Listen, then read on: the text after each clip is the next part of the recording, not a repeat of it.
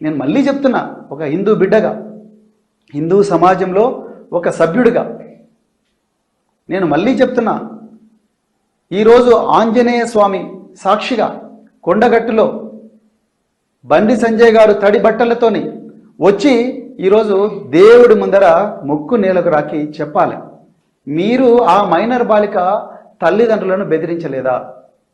మీకు తెలియకుండానే ఈ మైనర్ బాలిక మీద మీ కుమారుడు సాయి భగీరథ్ అత్యాచారం చేయలేదా?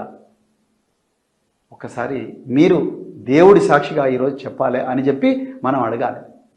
అన్నా, తమ్మి, అక్క, చెల్లె, ఈ బండి సంజయ్ గారి దుర్మార్గాల వల్ల బాధితులందరూ కూడా హిందూ బిడ్డలే. అది గిరీష్ దారబోని కావచ్చు, లేకపోతే ఇంకెవరైనా కావచ్చు. చాలామందిని కూడా ఘోరాతి ఘోరంగా కొట్టిండ్రు వీళ్ళు. వాళ్ళందరూ కూడా హిందూ బిడ్డలే.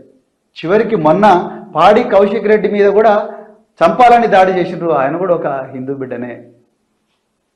అంటే మీరు ఒక్కసారి ఆలోచించండి. హిందూ ధర్మ రక్షణ కోసం, దేశం కోసం, ధర్మం కోసం అని చెప్పి రోజు బాకాలు ఊదుకుంటూ మనందరికీ హిందూ ధర్మం గురించి తెలియదన్నట్టుగా, కొత్తగా ఇప్పుడే ఈయన మనకు హిందూ ధర్మం గురించి నేర్పిస్తున్నట్టుగా ప్రచారం చేస్తూ తన సొంత కొడుకు చేస్తున్న అఘాయిత్యాల పట్ల కళ్ళు మూసుకొని తిరుగుతూ ఉన్నాడు బండి సంజయ్ గారు.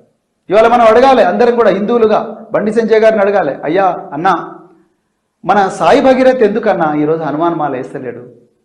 సాయి భగీరథ్ ఎందుకన్నా కాళ్ళకు పొక్కులు వచ్చే విధంగా మరి నడుస్తలేడు? సాయి భగీరథ్ ఎందుకు కూడా మరి హనుమాన్ చాలీసాలు చదువుతలేడన్నా? మేము ఉపవాసం ఉంటున్నాము లోక కళ్యాణం కోసం. అన్ని మతాలు, హిందువులైనా, క్రైస్తవులైనా, ముస్లింలైనా, అన్ని మతాల్లో ఉండే మానవులందరూ సుఖంగా బతకాలని, వాళ్ళు క్షేమంగా ఉండాలని, ఆ ఆంజనేయ స్వామి దీవెనలు వీళ్ళందరి మీద ఉండాలని మేము లోక కళ్యాణం కోసం పొక్కులు చేస్తుంటే, మీ ఇంట్లో ఉండే మీ సాయి భగీరథ్ ఏందన్నా హనుమాన్ మాల వేస్తలేడు అని చెప్పి మనం అడగాలి. తప్పకుండా అడగాలి. ఎందుకంటే మనందరికీ అమ్మలున్నారు, మనందరికీ అక్కలున్నారు, మనందరికీ చెల్లెలున్నారు. మన బిడ్డలు కూడా ఈయన ఆర్గనైజ్ చేసే దాండియాలకు పోతారు. ఈ దాండియాలకు పోయినప్పుడు మన బిడ్డల మీద పడరాని కళ్ళు ఏమైనా పడితే ఒక్కసారి ఆలోచించండి. ఏ నాయకురాలు కూడా దీని గురించి బీజేపీ నాయకులు మాట్లాడతలేరు. మరి మీరే అంటున్నారు కదా, ధర్మం కోసం, దేశం కోసం, రక్షణ కోసం అని.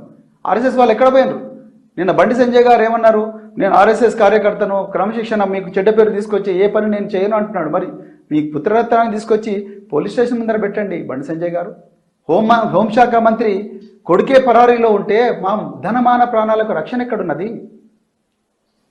ఒక్కసారి వీటన్నిటి, ఈ ప్రశ్నలని కూడా దయచేసి సంజయ్ గారిని మీరందరూ అడగాలని నేను ఒక హిందూ బిడ్డగా, ఒక భక్తుడిగా నేను మీ అందరిని కూడా కోరుకుంటూ మరొకసారి జై హనుమాన్, జై జాంబవ్, జై భీమ్, జై సంవిధాన్, జై తెలంగాణ, జై హింద్.